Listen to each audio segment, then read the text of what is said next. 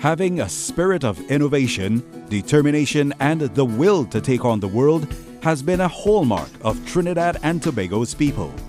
From the invention of the steel pan, to our participation in the World War, winning at the Olympics, Miss Universe and Miss World, and more recently, Olympic gold and fashion dominance.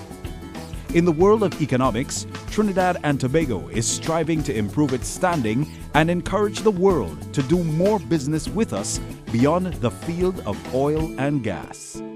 To further this aim, exporters were provided a unique opportunity to gain insight into methodologies to increase their market share.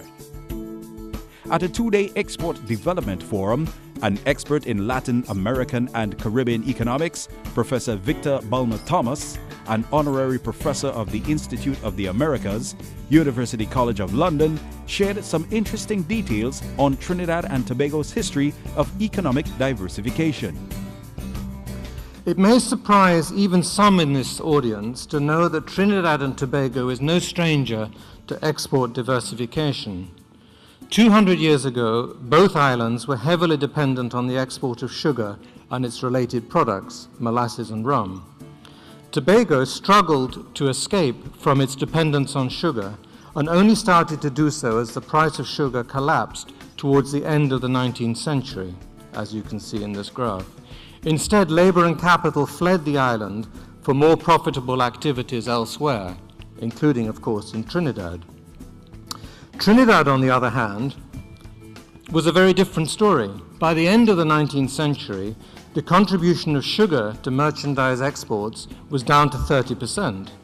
The larger island had successfully diversified away from sugar towards cacao and coffee.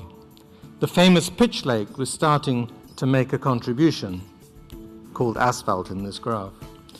And the cacao and coffee exports came mainly from smallholders, making exports labor-intensive and encouraging net migration into Trinidad long after the rest of the British Caribbean, except British Guyana, had started to see a massive out-migration.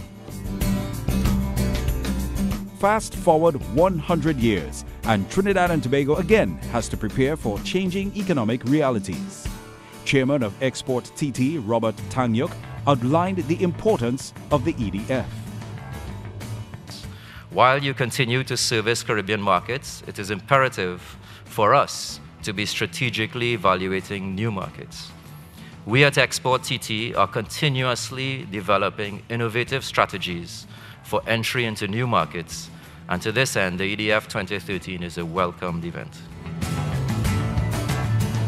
Professor Bulmer-Thomas noted that increasing the economic input of the non-energy sector could best be done through the manufacturing and service sectors, and explained how.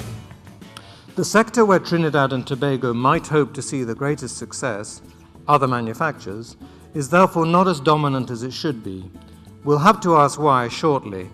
At the moment, we should just pause to note, A, non-energy exports are a small and declining share of the total. B, most non-energy exports consist of inorganic chemical elements, oxides and halogen salts. And C, the absolute value of other non-energy exports has been falling since 2007. And D, most of these non-energy exports come from the primary product sectors in which Trinidad and Tobago cannot be expected to compete successfully in the long term in view of its factor endowments and labor costs. In view of this situation, it's necessary to go back to basics, and specifically the basics of export promotion. There are 6 broad areas to address.